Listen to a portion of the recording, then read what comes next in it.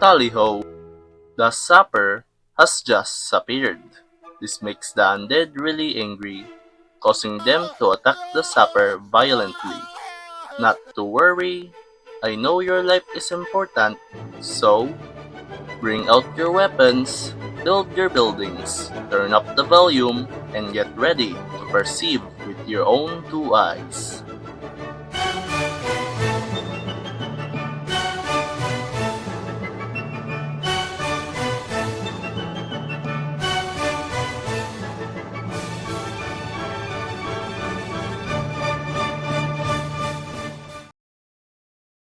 But before we talk about the undead, here's a list of survival fundamentals, just in case. Number 1. Build buildings. The more buildings you build and repair, the more likely you can survive, especially if you take cover behind them. Of course, the buildings are not only for you, it's for the team as well. So keep on building in the place where your team wants them. Number 2. Know your items. From axe to spade, from buckets to armors, from upswings to downswings. Knowing how to use your items will be useful in future undead skirmishes. Also, did you know that you can aim for headshots with a melee of all things? This deals extra damage, so make use of it. Number 3. Stay together. You need your teammates like they need you, for you are the team's glue. Without you, your team will scramble. Without them, you will die. You cannot survive alone at the end of this world. No, don't look at that. Stop that. No, no, no. So try to defend each other as much as possible, especially because some undead are better for your team to handle than you. Number 4. Heal up. When you have nothing to do and you are infected or low on health, call a chaplain or surgeon on a safe area, like behind the barricade or place where undead do not spawn. Also, if you are a chaplain or surgeon player viewing this, prioritize taking care of the Sapper. This is for the team's benefit. If you think we do not want your healing, wait for us to finish building, or we have enough health already. Also, for the Sappers, do not forget to thank your healers. They will appreciate it. Number 5. Stay alert. If you see a horde of undead, your first thought should not be attacking them alone. Wait for your team to group up and fight them together. Try to pick on corners as well. This will help you fight what's to come. Memorizing place around the map where swarms lies can help as well. Number 6. Lastly, memorize all the undead. Learning each and everything about a unique undead will increase your survival. Some undead has their own distinct sound and appearance, so pay attention. Now, let me introduce you all to the undead one by one. Here's my blightology. Let me guide you, shall we?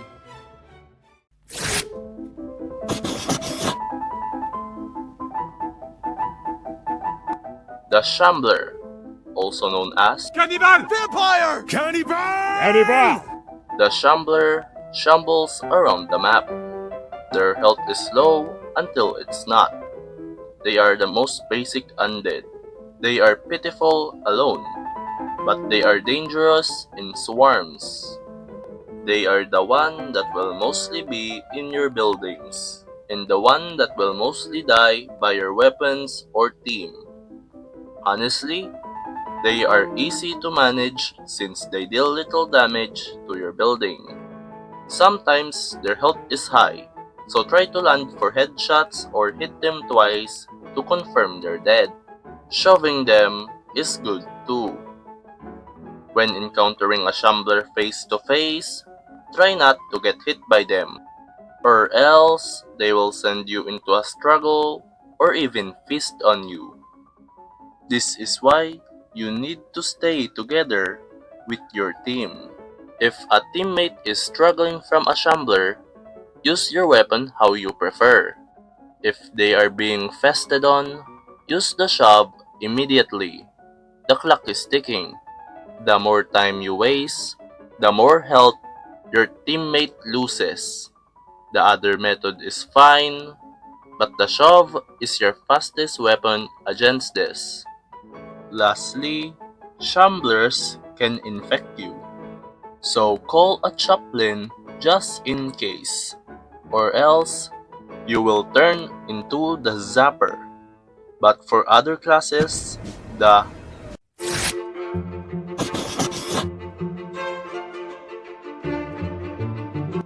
runner, also known as The red eye is near! Did you know that 50% of Sapper deaths are caused by runners? Nah, I just made that up. But they are still a threat. The runner runs fast.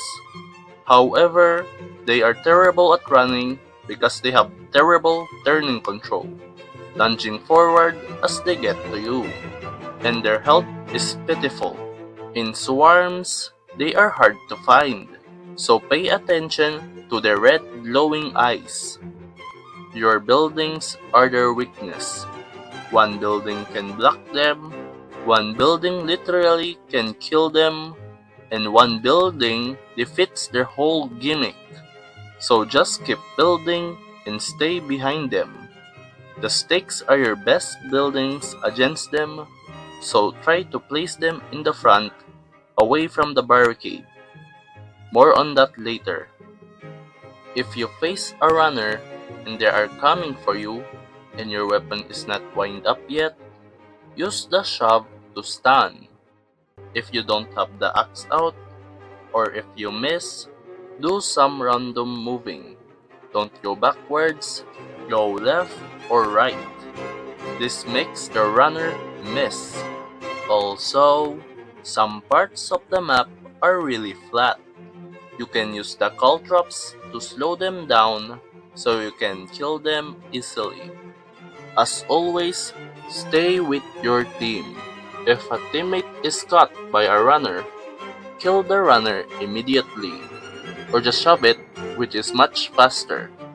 You only have some seconds before they can kill, so try to kill them first.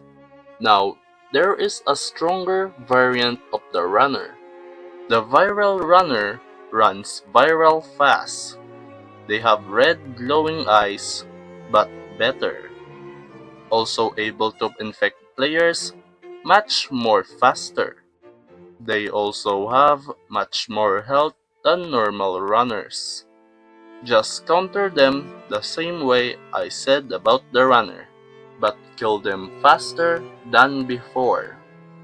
Or just take cover to prevent their existence. Save your team if they're caught by shamblers or runners, and always have a chaplain in your team.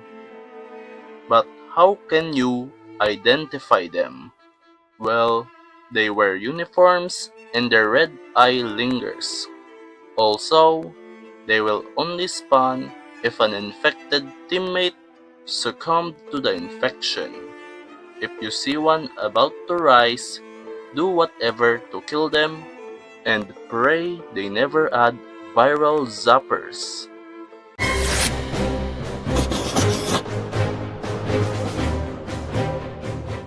The Zapper, also known as What have they done to you? Put about his misery! the Zapper, not to be confused with the Sapper, is the most healthy class. They could also deal a lot of damage to you and your building.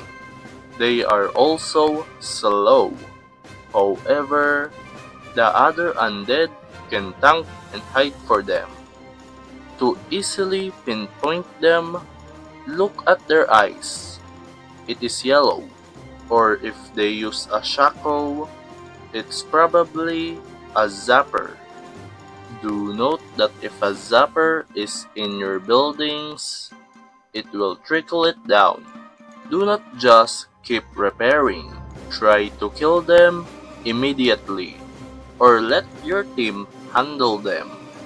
If you have the spade, you can shove zappers behind buildings by swinging down, so use it.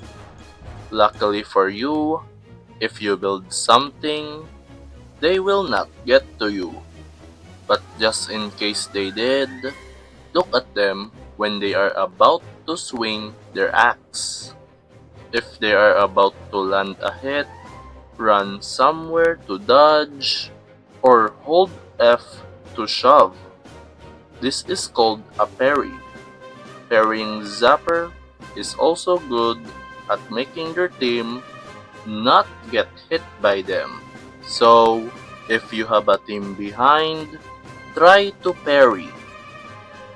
For an undead that is supposed to be a bizarro sapper, they are kinda easy to manage, unlike the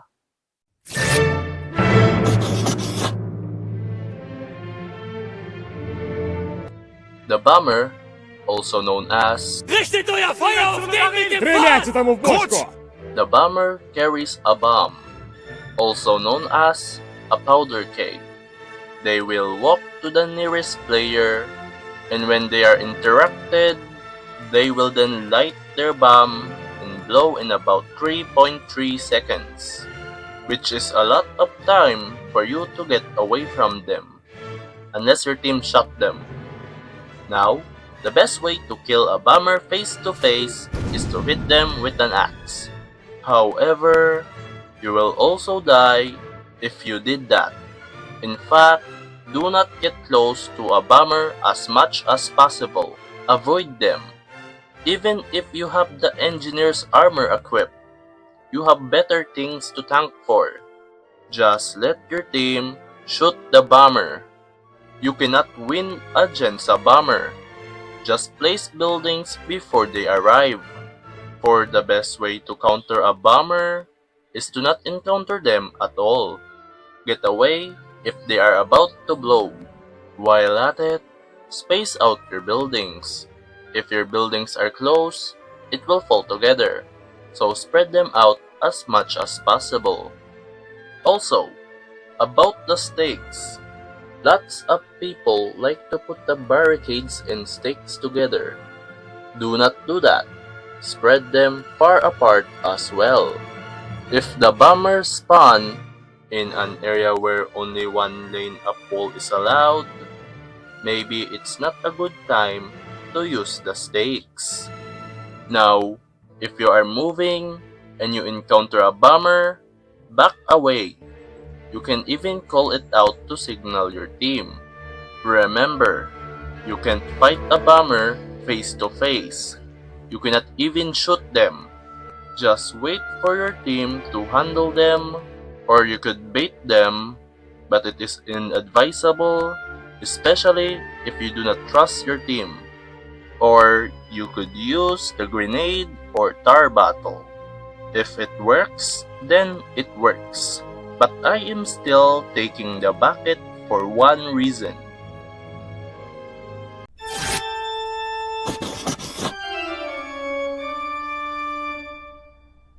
The Igniter, also known as Вижу зажигалку! the biggest rival of area control, is area denial. This is why I believe the Igniter is the Sapper's strongest enemy. For the Igniter throws an oil lamp that ignites the area the Sapper is building at. You can tell it's an Igniter by their super distinct appearance and aura. If you see an Igniter, your first thought should not be to run away. Wait for their lamp projectile to be thrown. Or if you hear this sound, now run away. Why do you ask? If you run away, the Igniter will just aim further, scorching your other buildings. That's a no-no. You should not also get close to them either, since they spawn from where other undead spawn.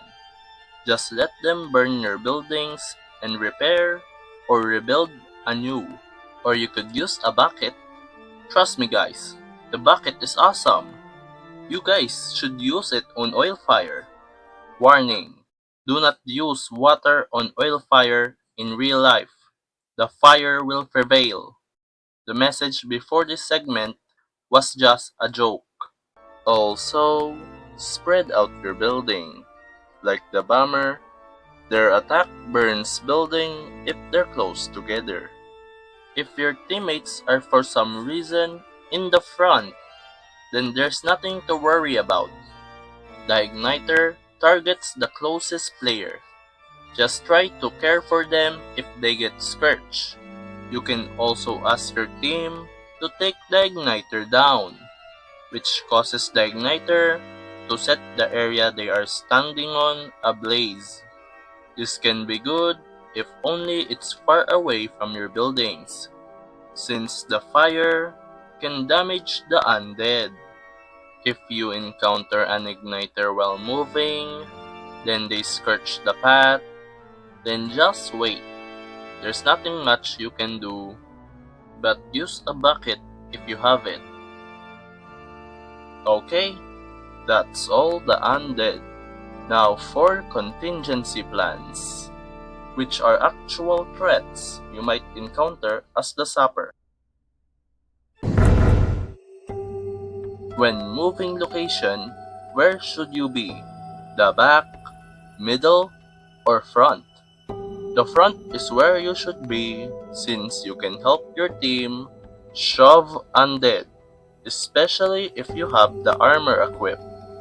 Be in the middle if you are just too cautious or you want to play a passive playstyle. But at most, since you have to destroy your buildings, you will be at the back. Luckily, some might stay with you, but what if they didn't?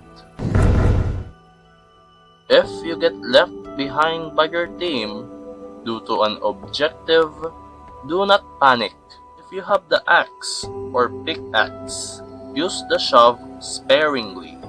Instead of going for kills, prioritize survival. Try to also take advantage of the caltrops. If you have the spade, run for your life. Remember, most undead are slow, but just in case, ready your weapon for incoming runner attack. They are your biggest nuisance. Also, take advantage of your surroundings and check for incoming encounters. To prevent this issue from happening, try the halving rule. If the objective has 30 or less seconds left, destroy 50% of your building's health. 50% so you could instantly repair them if the undead manage to push through. You can optimize this for your liking, like just destroying everything already. You do you. If someone activated the objective early, keep on building. There is no time to argue. The undead will take a while to attack, or that the objective will take long to activate. You can build more than you argue. Even 3 to 4 walls can make a difference. It is hard to build if the undead breaks through your defenses. So what can you do? Hold your ground until the undead are pushed back. Use the shove, stakes, or caltrops if necessary. If a chaplain or officer uses their ability, do not join the undead skirmish. Keep on building barricades. Their abilities can significantly help the undead, giving you time to build and provide a place your team can retreat to. Some parts of the map like Copenhagen and Roscoff, have places where you cannot build buildings. By that case, the best way to help your team is just slaughtering the undead or using the shove. Do not underestimate the shove. It is truly useful in hordes since most weapons cannot penetrate a lot of undead. If a player is somehow trapped by a runner or shambler and the bomber approaches, use the shove to break them free. The shove deals little damage and the bomber does not explode immediately. If you have the spade, I don't know, try to calculate where you could hit the bomber or something. This rarely happens to me, so I have no advice on that. And that's everything. Thanks for watching, I guess. Always remember to hit that like button and comment random things or something. Okay, bye! Does anyone think this was Hatsune Miku or something? Just me? Okay.